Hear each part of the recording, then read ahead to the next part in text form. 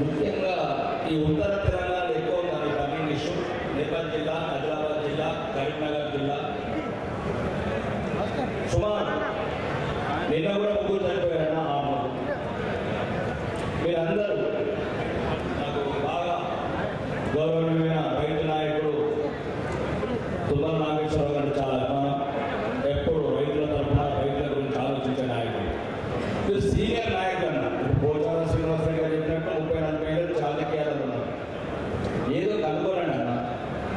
అంటే ఈ రైతు వరి కుప్పలు తొందరగా మనం ప్రొక్యూర్మెంట్ సెంటర్ సరిచి రైస్ మిల్స్ తొందరగా పోయేటట్టు. అప్పటి వరకు గ్రామాలలో వేలాది ఎకరాలు కబ్జాకు వెళ్ళి ప్రభుత్వం మీద ఒక యాక్షన్ తీసుకొని పలానా ఊళ్ళో ఒక 10 ఎకరాలు యాక్షన్ అయితే 5 ఎకరాల సామూహిక కళ్ళం రైతు రోడ్ల మీద రాకుండా బాణాలు పోకుండా ఆ రోడ్డు మీద పోయే బైక్లో సాగకుండా. రెండోది నినాదంలో 2 వెళ్ళారు. 25 రోజుల నుంచి సంచులు నింపుకొని పెట్టుకున్నాడు. ఇది నేను పోయిన సంవత్సరం కూడా గౌరవనీయ మంత్రివర్యులు జూపల్లి కృష్ణారావు గారు వీడియోలో చెప్పాను అన్న. తెలంగాణ మొత్తం 11,769 గ్రామాలు ఉన్నాయి, 612 మండలాలు ఉన్నాయి అన్న.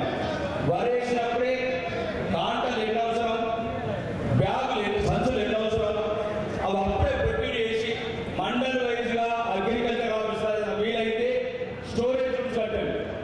రైతు కళ్ళం మీద రోడ్డు మీద అట్లున్నప్పుడు కూడా సంతోషం. దాన్ని ఎవరు తప్పబట్టట్లేదు.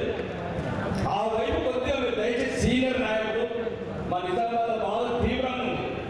మీరు ఏం చేస్తారు? సామూహిక కళాలు ఒకటి.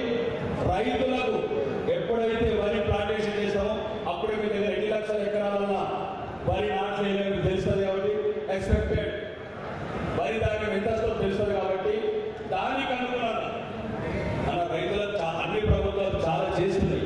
కానీ ముఖ్యంగా ఇలాంటి బర్నింగ్ ఇష్యూ కూడా పట్టించుకొని నిరంతరం ఉన్నది 20-30 ఏళ్ళ నుంచి. ప్రజలు ఇప్పుడు మేము 6 రోజుల నుంచి వస్తుంటే నిన్నగాక మొన్న మహిళలకి వేస్తున్నారన్న ఆ వర్షం పడితే పడగల్లో ఉన్నా. మీరు అనుకుంటే సీనియర్ మంత్రులు చేయగలుగుతారు. మీకు అనుభవం ఉంది, 30-40 సంవత్సరాల అనుభవం ఉంది. 6-7 సార్లు అసెంబ్లీకి వచ్చారు. మీరు తప్ప మళ్ళా మాకు కొత్త అనుభవం మాకు అనుభవం ఉంది. మీరు సామూహిక కళాలు ఒకటి.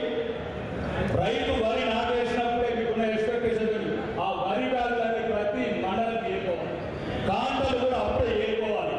వీలైనంత తొందరలో రైతు దగ్గర నుంచి ప్రొక్యూర్మెంట్ చేసుకొని రైస్ మిల్లకు పంపిస్తారా, ఇంకెక్కడ స్టోరేజ్ పంపిస్తారా, పంపించండి. ఇవి ప్రధాన సమస్యల.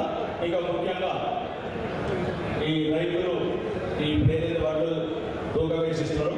కొద్దిగా వీలైనంత తొందరగా డబ్బులు లీటర్ ప్రయత్నం చేయండి. అక్కడక్కడ రైతులు పోటీ చేస్తున్నారు.